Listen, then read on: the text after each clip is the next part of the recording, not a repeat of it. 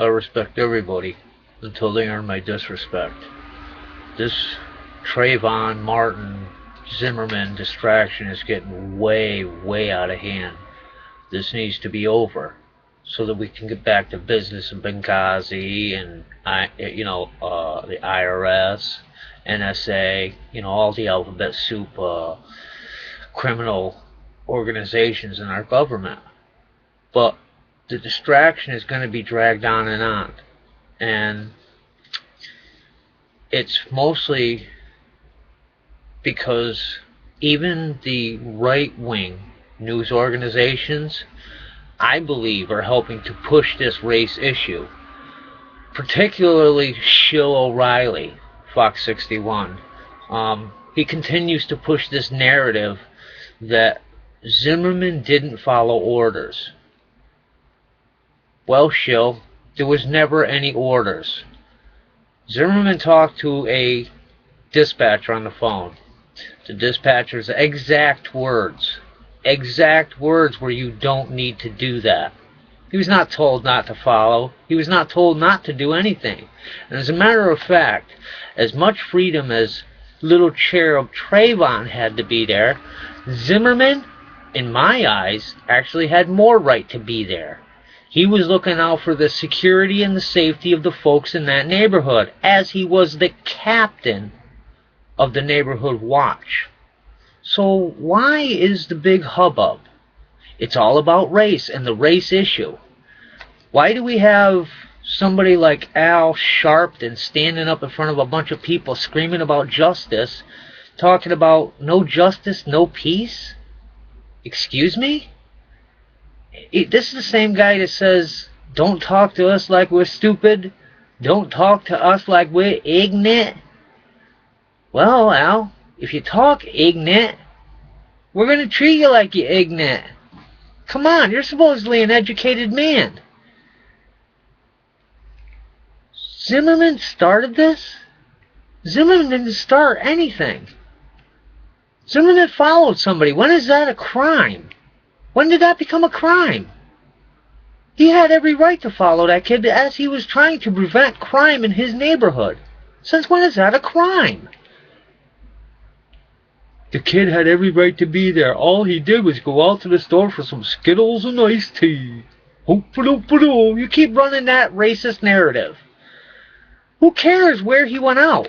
All that matters was the confrontation between these two. And that's another thing with Shill O'Reilly. You keep calling little Trayvon the Cherub a kid. He was not a kid. He wasn't a child. And you keep pushing that narrative, and I'm getting sick and tired of it because you're feeding into the race issue. And that keeps it going, keeps it stirred up. This kid wasn't a kid. A lot of other words you can use.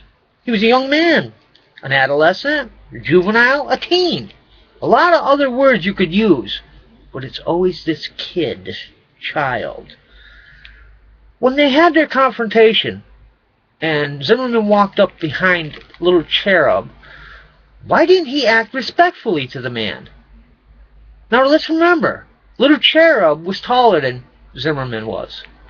Little Cherub was only about 10, maybe 20 pounds lighter than Zimmerman was. So he was actually more physically fit than Zimmerman was. Zimmerman was following somebody who was walking through his neighborhood that he patrolled, in other words. He had every right to be there. He had actually, I think, more right to be there than that kid did. Where was the respect from that kid during the confrontation? If you remember, the phone was still on. And the little stupid, uneducated retard on the witness stand said that the first word she heard was, "What do you want, motherfucker?" From Trayvon, the Cherub, asking Zimmer, "What do you want, motherfucker?" That was the first contact. And it now comes out, one of the jurors just said that they believed, by the preponderance of the evidence, that little Cherub Trayvon punched Zimmerman first. Well, there you go. And you people think that a man can't protect himself? How ignorant. That is just absolutely the height of ignorance. You keep calling this kid a child, a kid, he wasn't a kid. He wasn't a child. To prove that point, I would like you to walk up to any 17-year-old and ask him if he'd like to be referred to as a child, as a kid. No, they wouldn't. We take 15, 14, 16-year-old kids, and we try them as adults in courts of law. But Treyvon, was such a kid. It's absolutely unbelievable how this is getting so pushed by the media while they're ignoring all of these very important stories. The NSA is a very important story. The IRS is a very important story. Benghazi is a very important story. Fast and Furious is a very important story. Even George Zimmerman's father wonders why all the hatred from O'Bunghole himself, Holder, and the United States government against his son, who did nothing but protect himself. They keep pushing this race narrative. The FBI investigated George Zimmerman, and they found him to be zero racist. Not a racist bone in that guy's body. As a matter of fact, all the evidence they found was quite the opposite. Unreal. Unbelievable. Justice for Treyvon? How about justice for Zimmerman? Spiritual leaders keep preaching payback and not peace. Are you out of your minds? These are your spiritual leaders? No. Most spiritual leaders I know try to promote peace even if you don't agree with it. Now, little Treyvon's family attorney says that there's no justice. Wait a minute. We just had a jury trial. 6 people found that little Treyvon was perpetrator of the crime. He assaulted Zimmerman. Got shot for his efforts. That means Treyvon was guilty, not George. I guess the little cherub scenario is falling apart. Why won't people listen to facts? Facts. It's the same thing with the OJ trial. That was all about race.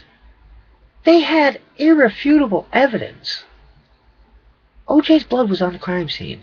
Her blood was in his vehicle. Her blood was found at his car, at his house. Unfucking real. And did the white people riot? Even though we knew this was dead wrong, 2 white folks are dead, nobody ever brought up race though, did they? Unreal. I'm appalled. Zimmerman was justified. It's what the jury said. Yet you're crying for justice for Treyvon?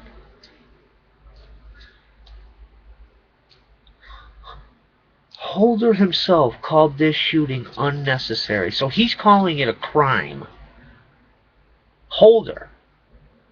I heard him say it himself. He's calling it a crime. If he says it was unnecessary, that makes it a crime. Holder is calling this a crime. Yeah, this is what's stirring up the racial tensions. Yeah, he talks about facts and the law. What about when the Black Panthers put out a bounty on Zimmerman's head? Where was Holder then? Where's Holder now? All of these people all over Twitter and Facebook and everywhere else threatening to kill George Zimmerman. Where's Holder? You don't see the one side of this? You don't see the race baiting that is going on? Now, I'm going to tell you how this is going to get perpetuated. A black woman has just been put in jail for 20 years because she shot, not at somebody, warning shots in her own home. I don't know if it was her husband or her boyfriend, was under a restraining order. He came back there. She fled. She went back in the house to get her car keys, had a gun, shot through the wall to warn him. She got 20 years for that discharge of firearm. She was a black woman. This race issue will get stirred up.